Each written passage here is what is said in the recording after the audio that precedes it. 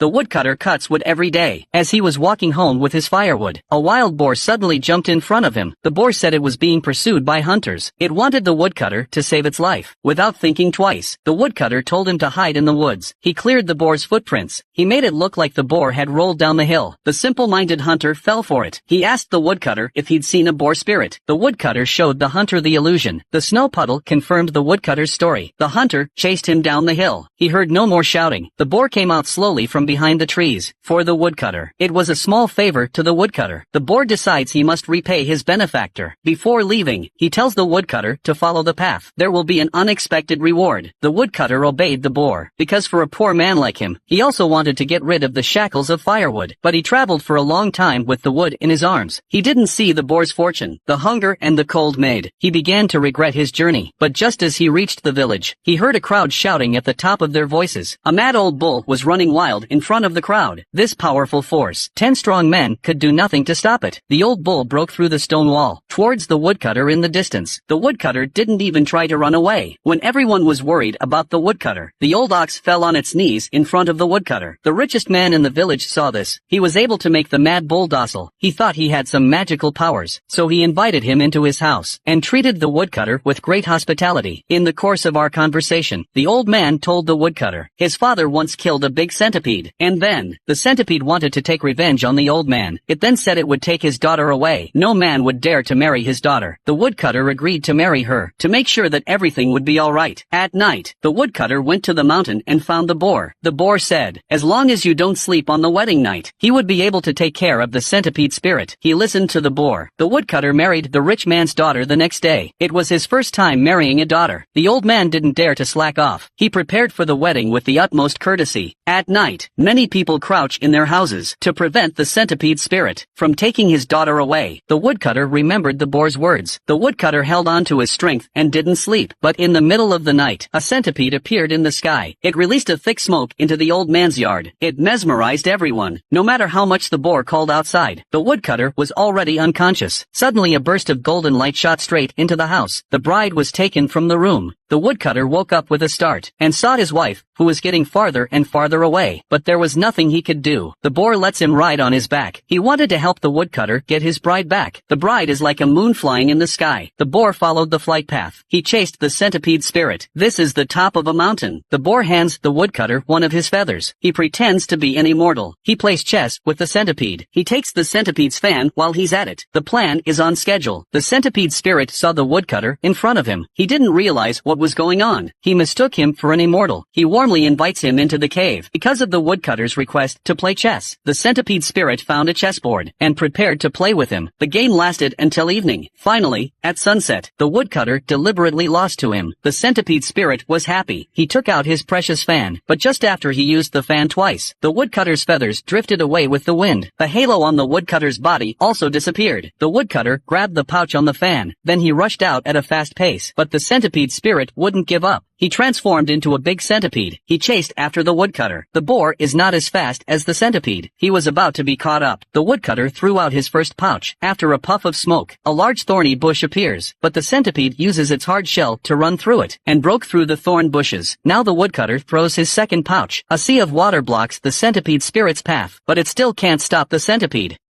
There is only the third pouch left. The woodcutter threw it into the centipede's mouth. A burst of fire exploded inside his body. The roasted centipede falls down the cliff. After helping the woodcutter with the centipede spirit, he helped him to marry a girl. From then on, he was well-dressed and well-fed, and all the glamour.